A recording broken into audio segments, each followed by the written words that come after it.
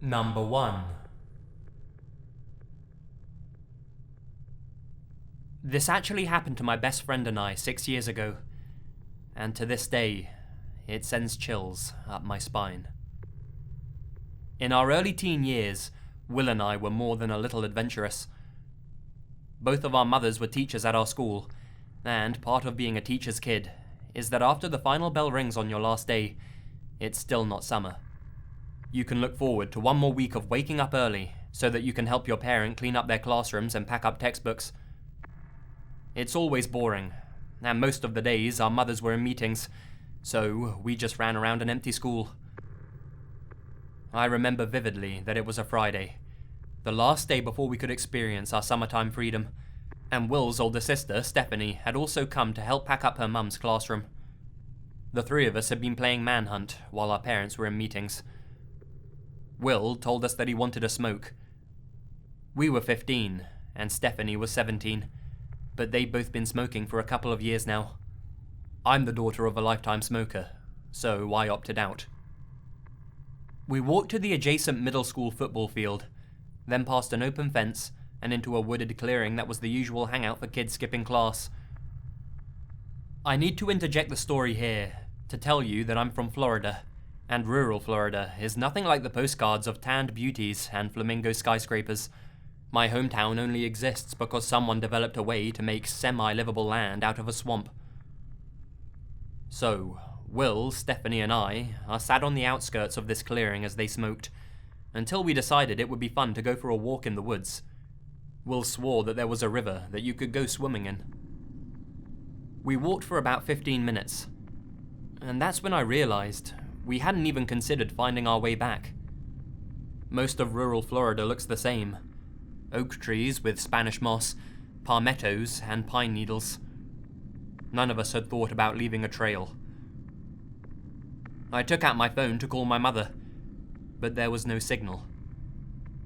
I suggested that we go back, since we hadn't told anyone about where we were, and it was getting to that mid-afternoon thunderstorm time.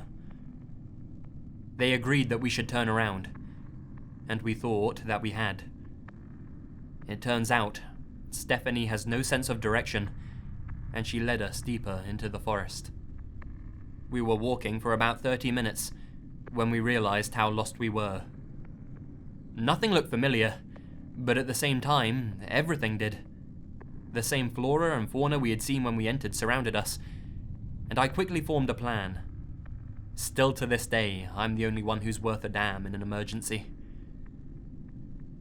I thought that if we could find another open space, we could signal for help, or maybe even get a phone signal.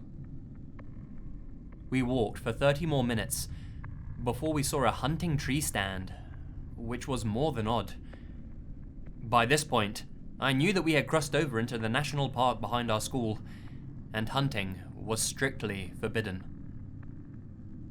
More walking, less talking.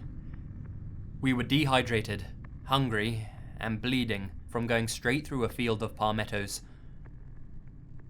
Will was the first one to see the cages, at least 20 of them. Huge metal cages with hatches propped open by sticks.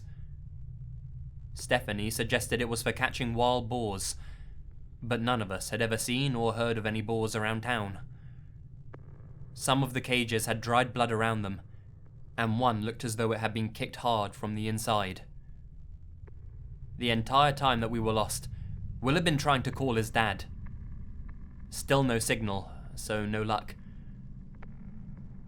My flip-flops were broken, so I was now barefoot and bleeding pretty badly from the palmettos. We needed to take a break, and I sat on a log while Will went around, holding his Nokia Razr up in the air, trying to get a signal.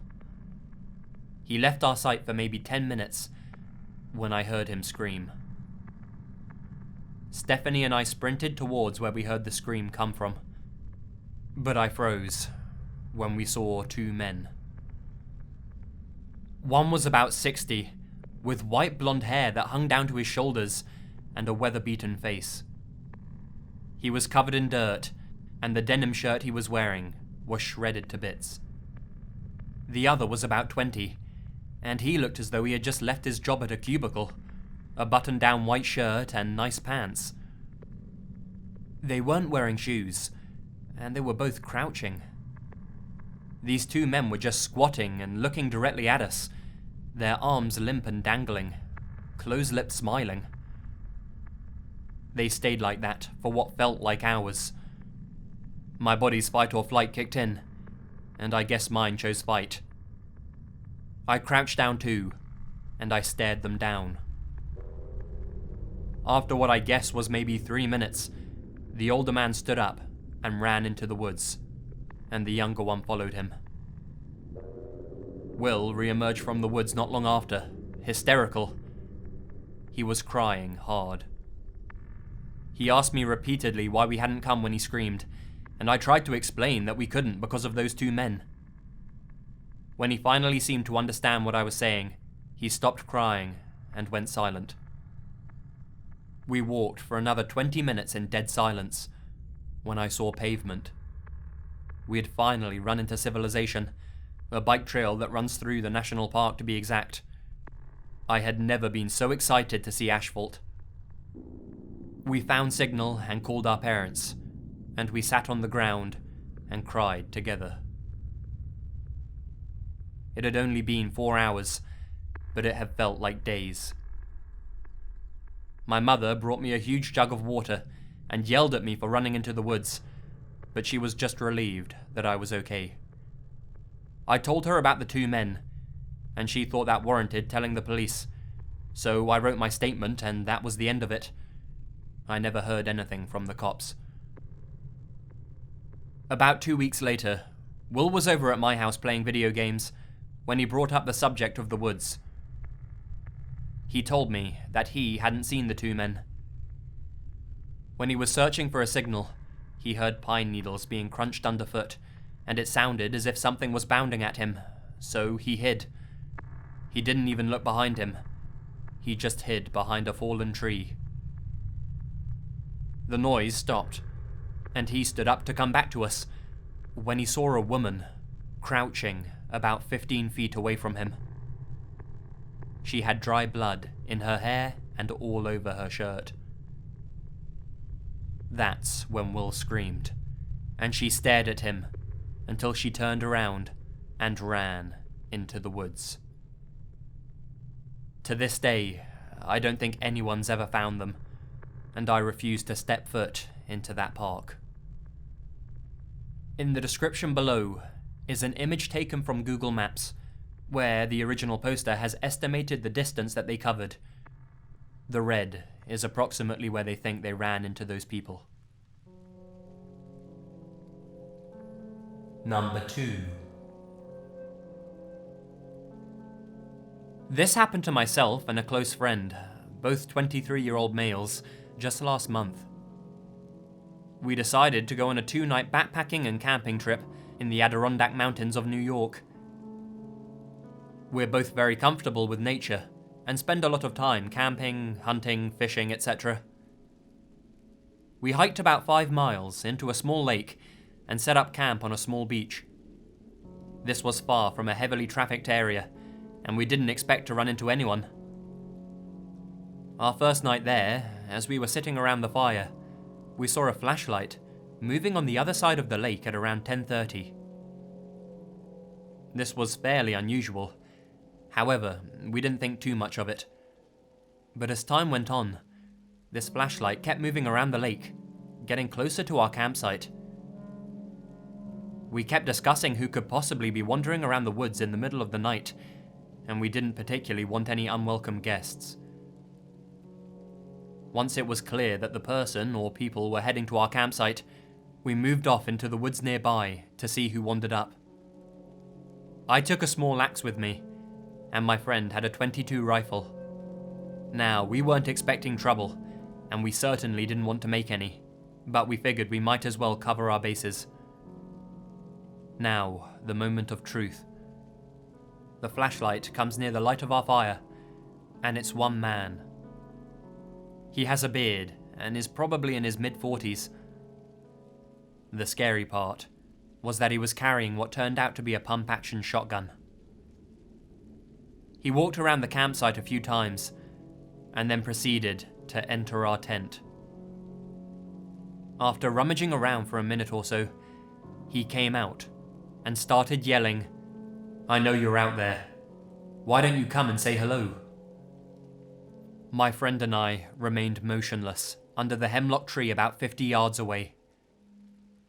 That's when the man proceeded to fire his shotgun into the woods, not too far from where we were hiding.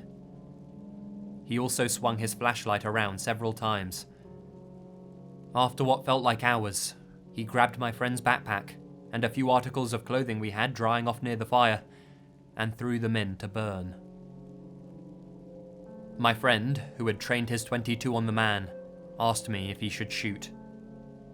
I told him absolutely not, unless he spots us and starts to point the gun in our direction.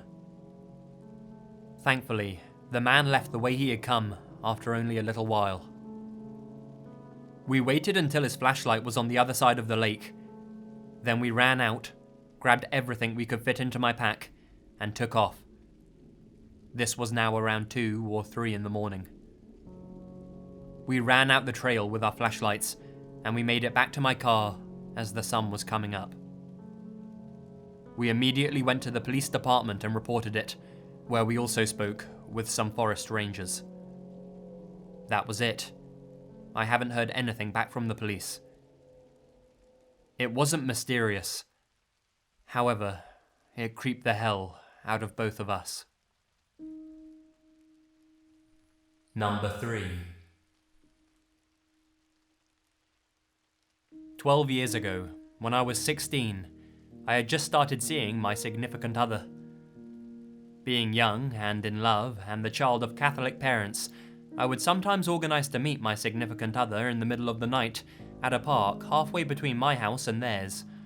I would wait until everyone in my house had fallen asleep, and then quietly climb out of my bedroom window and, with the help of some tunes, power walk through 2 suburbs to get to the park.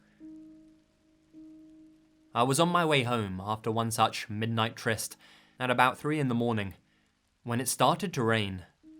No matter, I was so high on life after spending the last few hours with my future partner that this only lifted my spirits even more. Between the park and my house, there are about 3 kilometers of suburbs. The houses are nice, the gardens well groomed, and the streets well lit, so, all in all, I used to feel fairly safe wandering around at night. However, the only road home went through a small valley, with patches of bush on either side. I'm talking the Australian kind of bush. Tall, slender gum trees with bark hanging like sheets of skin, and patches of deep, inscrutable brush. The streetlights stopped at the top of each side of the valley, so the deepest stretch of road was only indirectly lit with dim light from above. Walking through the valley, I always had a little ball of apprehension fizzing away in my guts, but mind over matter, right? This night, however, because of the rain, I was jogging where I would usually walk, and I had my hoodie up and my headphones in. It wasn't until it was too late to avoid taking the turn into the valley that I realised there was a figure standing in the middle of the footpath. The shock of it slowed me down, and my mind started racing. Shit, this is why you shouldn't be wandering around in the middle of the night. Calm your shit, it's probably just someone having a nice stroll. In the rain. In a suit. It was a man wearing a dark, expensive-looking 3-piece suit. All he was holding was a brown leather bag. Slowly but surely, my brain is convincing my automatic nervous system that there is something really, really wrong with this situation. It's 3 in the morning. Why is he just standing there, in a suit, in the rain? He doesn't even seem to care about it. Why doesn't he have an umbrella? Why is he just watching me getting closer? It seems like he wants something. Oh shit, you're too close. It's fine. Just act normally. Keep jogging. I'm about 6 meters away when he raises his free hand to stop me. I never realized just how strong social norms are until that moment. I slowed down and I stopped, because that's what you do when someone asks you to. even when your whole being is screaming at you that something is not right. You idiot, I thought to myself. As I pull out my earphone, he asks me, in a soft, almost feminine face utterly devoid of expression, "Do you know a house with a blue front door? Because I haven't been in the area for very long. I need to find it." Sorry, I don't know any place like that. How do I get to a main road? I think to myself, how the fuck did you get here? I tell him, the main road is that way. As we've been talking, my eyes have slowly adjusted to the light. I'm looking at his face, and there's something dripping out of his nose. There is blood dripping from his nose and down his face. By this stage, I have that full-blown feeling of horror. You know, the one you get when something is just nope. I'm getting alternate flushes of hot and cold, and tingles in my hands and feet and face. I mumble an apology about needing to go. I put my earphones back in, and I jog away. I remember thinking, don't let him know you're scared. Don't run too fast. Don't run like prey. All the while, feeling his dead eyes following my progress up the hill. I didn't let myself look back until I had crested the hill and turned a corner. He wasn't there. I never did meet my significant other in the middle of the night again, nor did I ever see the house with the blue door. I've never been able to forget the moment of horror when I realized there was blood trickling out of his nose. I still wonder, what was he doing in the middle of nowhere at 3 a.m., dressed in a suit, just standing there in the rain, bleeding and looking for the house with the blue door?